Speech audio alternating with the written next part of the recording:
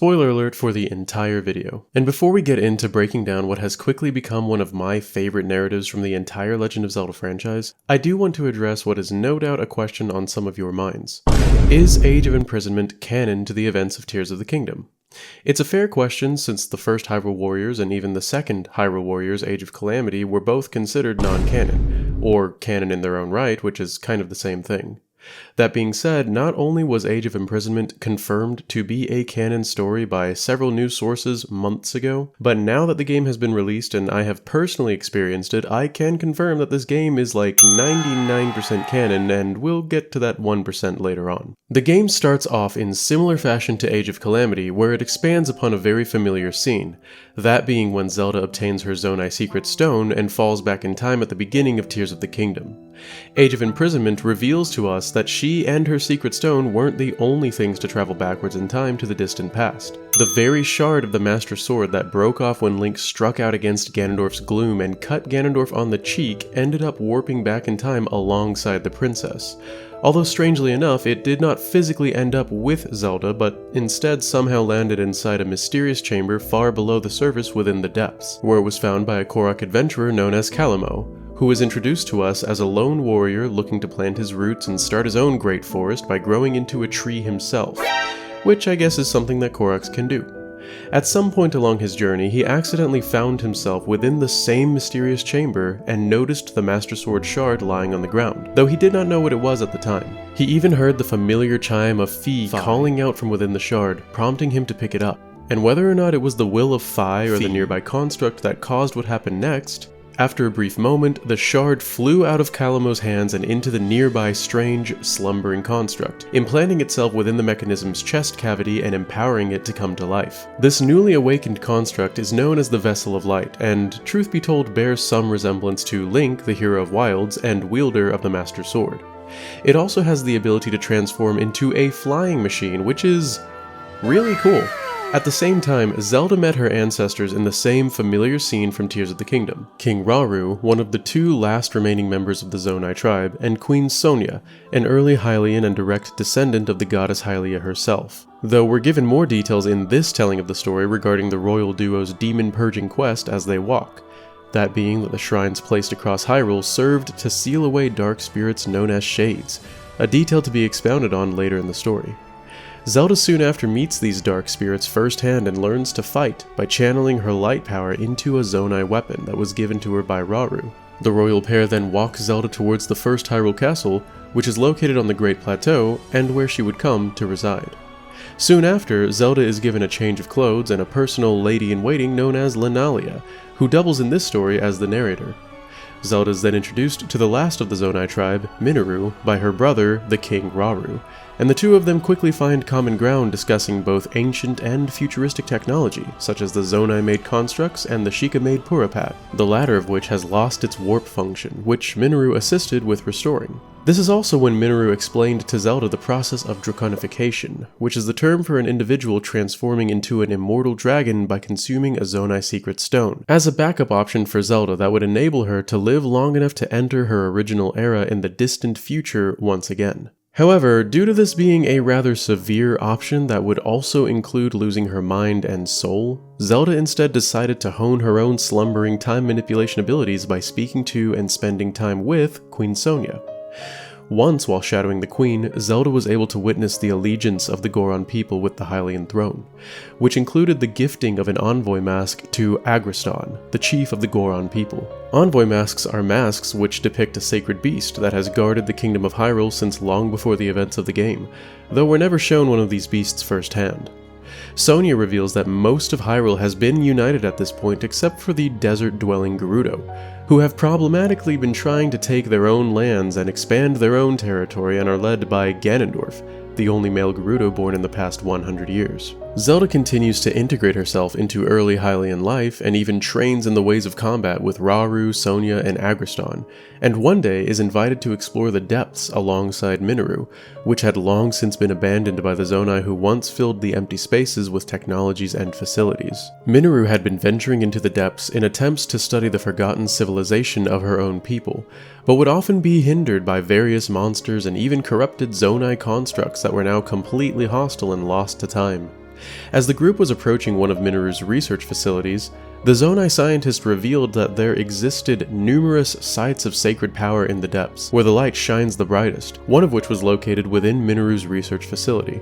After clearing the area of local monsters and Zonai constructs, the group was able to open an old sealed door which granted access to an old passageway, riddled with ancient warnings reading "Stay away" and an old seal that has since been destroyed.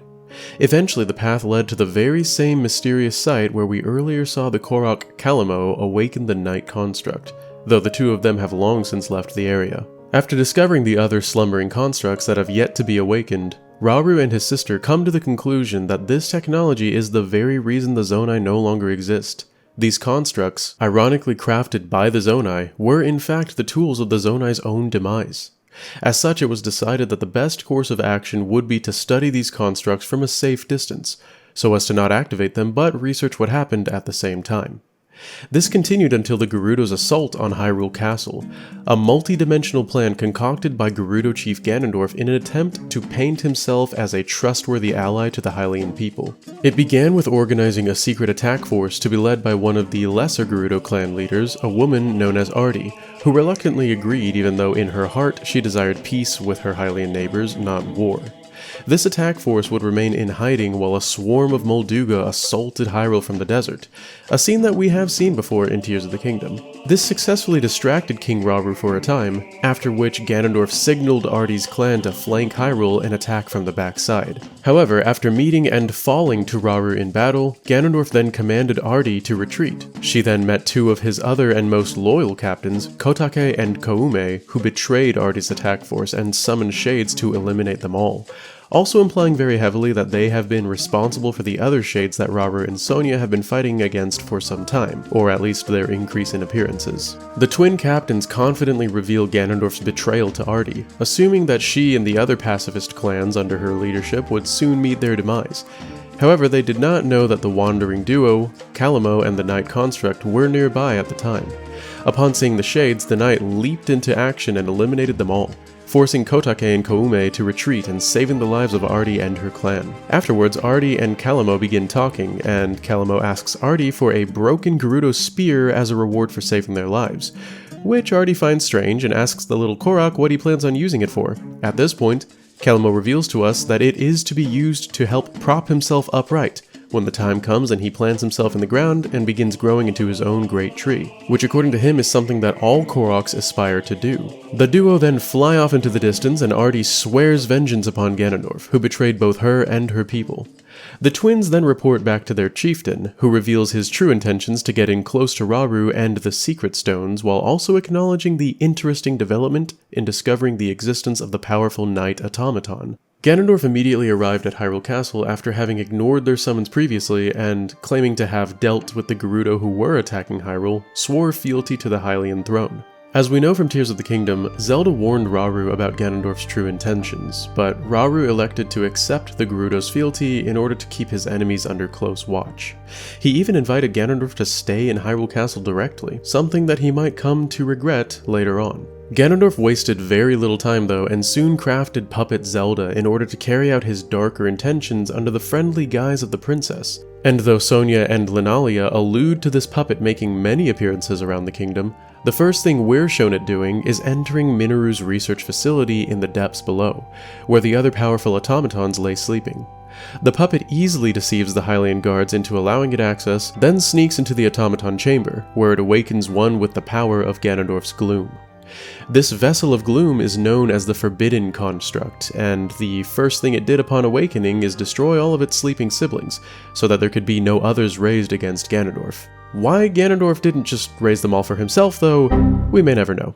Moving right along, in the days to follow, shades began appearing across the land in greater quantities than before, which Ganondorf immediately offered to take care of. However, Rauru allowed this yet followed closely behind in order to keep an eye on Ganondorf, which inevitably required Rauru to leave the castle in the care of Zelda and Sonia.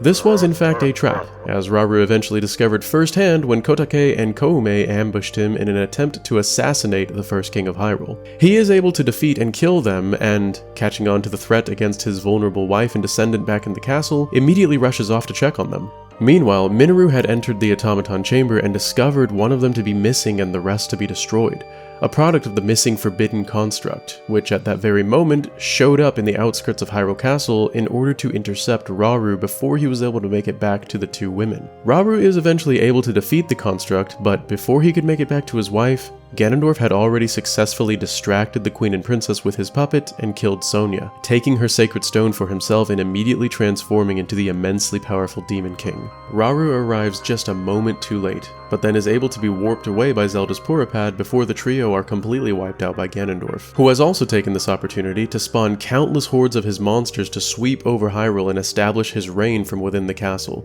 He also spawned 4 new monsters we had not previously seen in Tears of the Kingdom, 4 great demons known as the Archfiends, sentient and loyal followers of Ganondorf, and they are Grimgera, the Archfiend of the Tempests, Grimgibdo, the Archfiend of Sand, Grimgoma, the Archfiend of Lava, and Grimtorok, the Archfiend of Grime. Together with all of these newly empowered monsters, the imprisoning war swayed heavily in favor of the Demon King, and Rauru and his remaining people were forced to retreat into hiding in the safety of the Forgotten Temple, far to the north in Tanagar Canyon. However, along the way, they were stopped short by the appearance of Grimgera, who declared himself to be the strongest of the Archfiends. Calamo and the Night Construct witnessed this from far above in the sky and descended to meet Grimgera in combat, the latter of which was forced to retreat at the power of the night.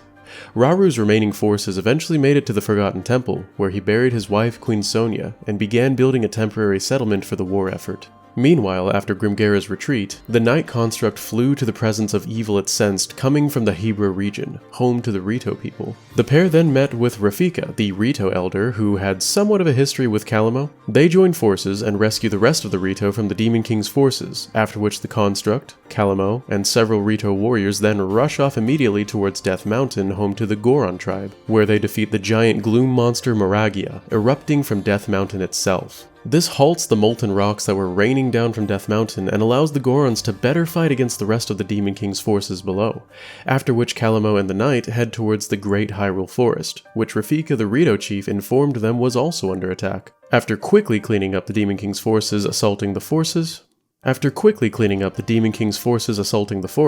Construct immediately wanted to travel towards the Gerudo Desert, but not before Calamo and Rafika are able to have a conversation where the Rito leader vows to defend the Great Hyrule Forest from attackers. Meanwhile, Rauru received a report regarding the Zora people having experienced a tragedy, the death of their king at the hands of the Forbidden Construct. In the wake of this, the former princess, Kia, assumed the Zora throne and became their queen, taking up the fight against the forces of the Demon King.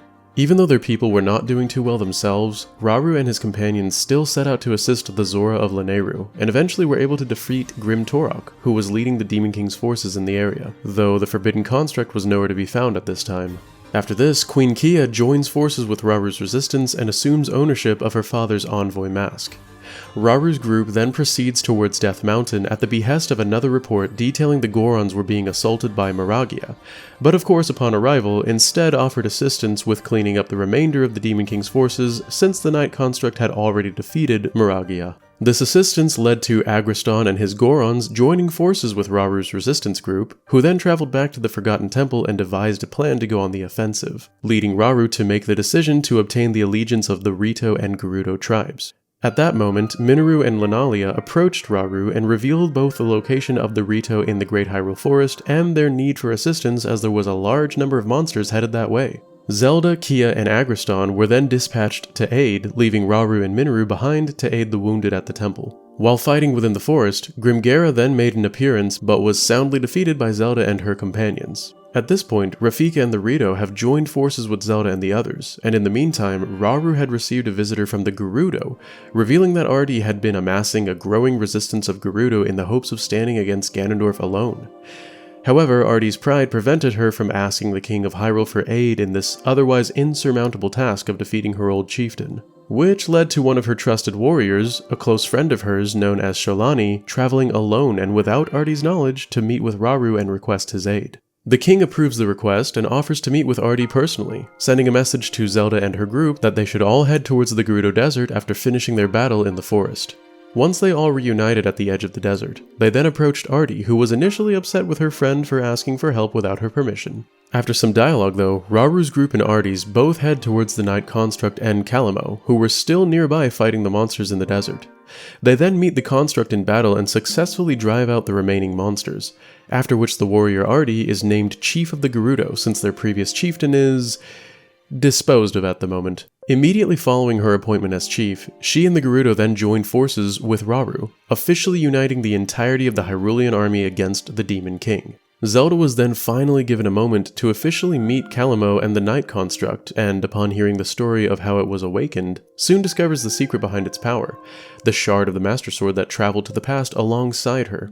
She then convinces Raru that this construct fights for the light, and it is then officially deemed the Night Construct, Vessel of Light, and is even given a fresh new scarf to signify its allegiance. However, just when things seemed peaceful, the Forbidden Construct, drawn by the power of the night, arrived and threatened the lives of everyone present, but was met in battle by the Night Construct and Calamo, who together overpower the Gloom Automaton and force it to retreat, allowing the group to return to their base in the Forgotten Temple, which unfortunately had been discovered at this point by the Demon King and was soon encroached upon by a horde of monsters. As the massive number of enemies drew near, Raru considered something with grand implications. He knew the secret stones granted their users massive amounts of power, but struggled with whether or not to unleash more of them upon the world, as they can also be used for evil. I'm sure Ganondorf's words in calling him arrogant stuck out. However, by considering the good nature of the Night Construct, he realized that these tools, which can be destructive, do not have to be used in such a way, and therefore this led to his decision to offer 4 secret stones to the 4 leaders of the other tribes of Hyrule and bearers of the Envoy Masks: Agriston of the Gorons, Rafika of the Rito, Kia of the Zora, and Artie of the Gerudo.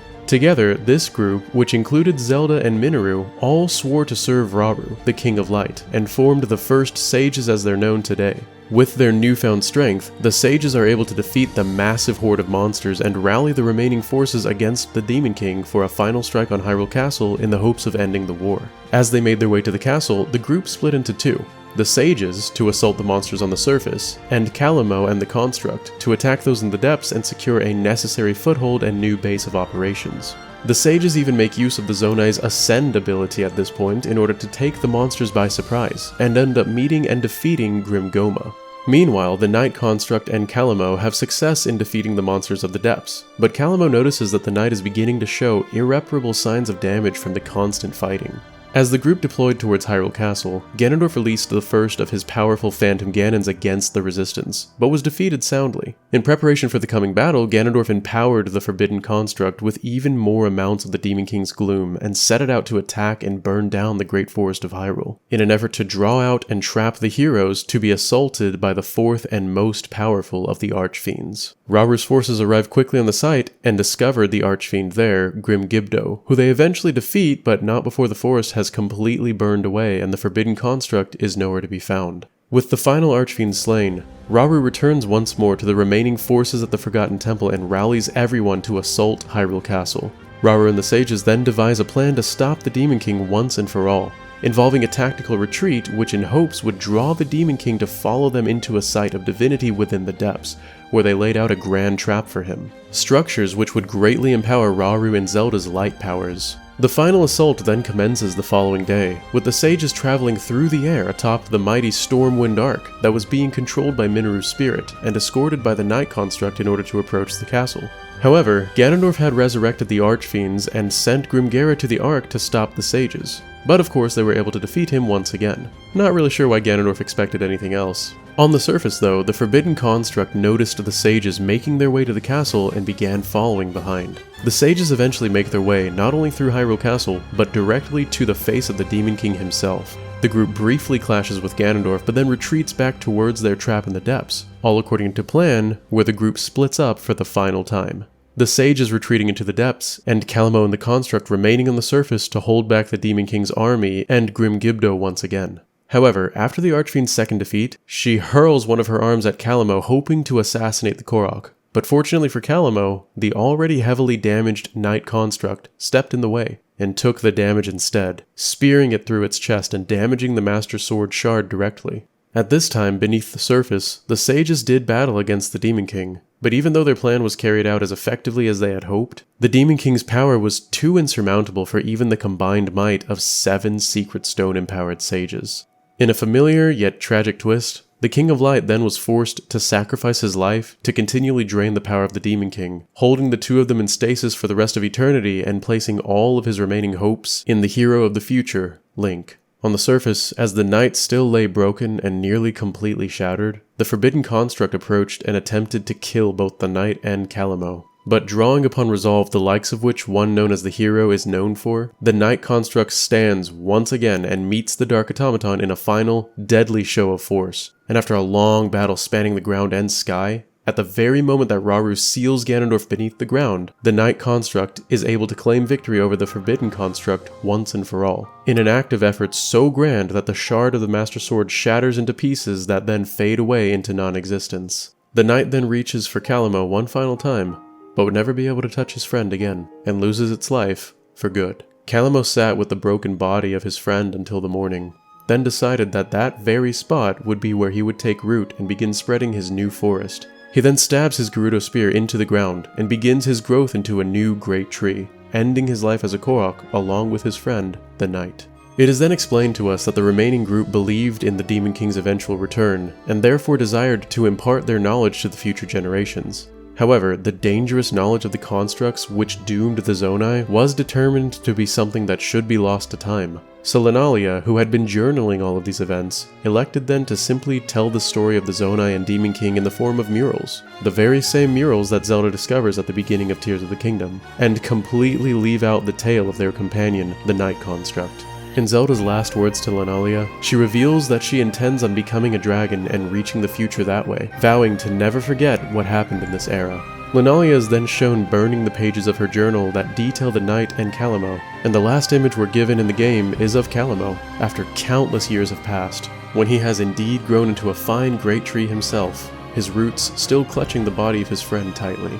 As I close the breakdown of this story out, I would like to reveal that in Tears of the Kingdom, there's a Zelda note to be found atop the mysterious ancient tree stump, which reveals to us that there was, strangely, a single ancient spear found deep within its decaying trunk.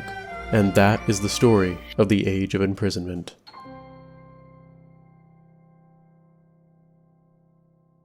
Thank you so much for watching my breakdown of this magnificent story. As I said at the beginning of the video, I do believe it to be the canonical series of events in the distant past era of Tears of the Kingdom.